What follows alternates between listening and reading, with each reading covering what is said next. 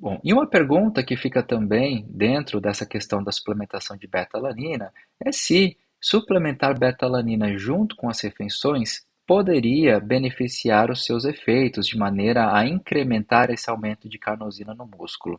E isso é importante porque tem um trabalho publicado em 2013 que tentou demonstrar basicamente isso. Então, eles suplementaram 3,2 gramas de beta-alanina durante 6 a 7 semanas divididos em dois grupos, né? Um grupo que suplementava beta-alanina entre as refeições, justamente, né, para a gente retirar esse efeito da refeição, e há um grupo que suplementava beta-alanina antes das refeições, com uma dose ali controlada de 61 gramas de carboidrato e 22 gramas de proteína.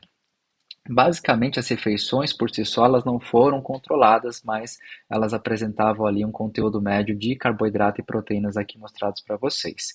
E na verdade, a ideia por trás da refeição ter um potencial efeito em aumentar essa absorção de beta-alanina parte do princípio do aumento da insulina. Então, a insulina aumentada levaria a esse arrasto, vamos dizer assim, de beta-alanina para o músculo de maneira mais acentuada, por conta do efeito ali dos próprios transportadores que ficariam otimizados frente à presença da insulina. É o que explicaria, inclusive, o aumento observado com a creatina e a L-carnitina também. E aí, daí que partiu essa ideia. Será que com a beta-alanina isso também acontece? E esse trabalho demonstrou um possível aumento, sim, né, da carnosina ali do músculo, perdão, da carnosina no músculo, no grupo que suplementou beta-alanina e fez a refeição em seguida, que é o que vocês estão vendo aqui, principalmente aqui no músculo sóleo. Por outro lado, não houve o controle da insulina sanguínea. Eles não controlaram essa questão da insulina para saber se de fato a insulina produzida em determinada quantidade teria sim, né, um efeito importante nesse cenário.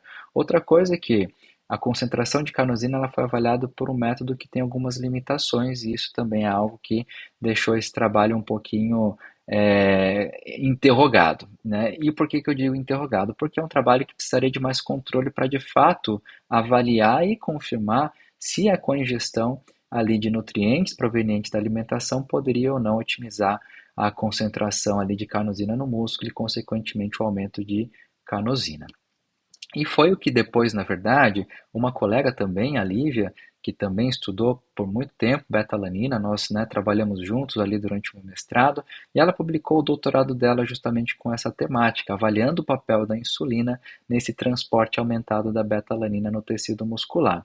E ela fez um trabalho muito robusto, com um desenho experimental muito bem controlado, ela trabalhou com clamp, né, de insulina, ou seja, os indivíduos eles eram infundidos com beta-alanina estéreo, né, no sangue, direto no sangue, ou seja, eles não faziam uso via oral, e ela ainda controlou toda essa questão da infusão de insulina, justamente para ter um controle muito grande e avaliar se de fato a insulina ela tinha um efeito ali importante nesse processo de aumentar ou não esse arrasto, né, de beta-alanina para o tecido muscular. E ela viu, na verdade, ela comparou duas condições, né, inclusive com doses suprafisiológicas ali de insulina e com doses de beta-alanina também, né, consideradas mais altas do que seria, né, a suplementação.